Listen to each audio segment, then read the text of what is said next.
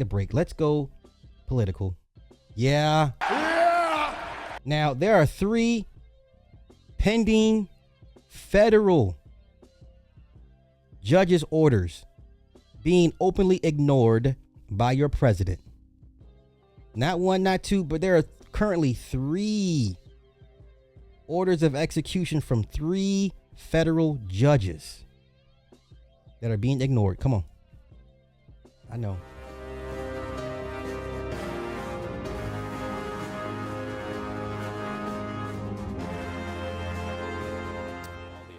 All the other cases are about challenging whether the Trump administration is doing the right thing, whether it's birthright citizenship or firing public employees.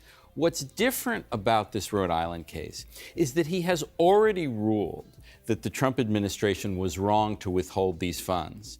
And now he's saying they are not obeying my order to restore the funding. And so the issue in this case, which is really more important than the underlying issues about whether the money should be paid or not, is whether a federal court order should be followed. You know, going back to 1803, in the famous case of Marbury versus Madison, the Supreme Court said that it's the courts that ultimately decide, that have the last word on what is constitutional and what not. It's not up to the executive, it's not up to Congress, it's up to the court. Which is not what J.D. Vance is saying. Which is exactly what he is not saying. Which is saying that, you know, the risk here is that the executive can just do what he wants without regard to the Constitution, and that is a situation we've never been in. I think you mentioned earlier, you know, when the Supreme Court told Richard Nixon in 1974 to turn over the White House tapes,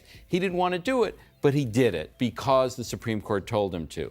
The Trump administration is appealing this order, which is certainly they have every right to do, but if the order stands and they defy it, we're in an area that we have literally never been in before. Is there an enforcement mechanism in that case? I'm going to give you a ringing answer of I don't know. Because, yes, in theory, the answer is, you know, there is a contempt power that is enforceable by the United States Marshals, where the United States Marshals could go out, and their usual job is to enforce contempt, whether it means making... Okay, just like they had to walk in the Doge people into the African ministry of some building, right? So that the same, it could be applied here. Okay, this is interesting. I'm learning. Someone show up to court. That's how it usually works. Who runs the U.S. Marshals? The Department of Justice. You think Pam Bondi is going to tell the Marshal Service to enforce an order against Donald Trump? And how does a court tell the President of the United States to, you know, to honor a judicial decision?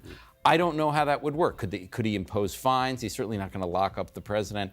I mean, but it just shows what an unprecedented situation this is when you have at least the possibility, and also if you listen to what the president and vice president are saying, it certainly suggests that it's a real possibility that they'll simply ignore what a court says. Wow.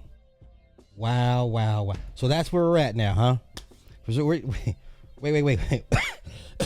Excuse me. So we're in an era now we just openly defy judges' orders.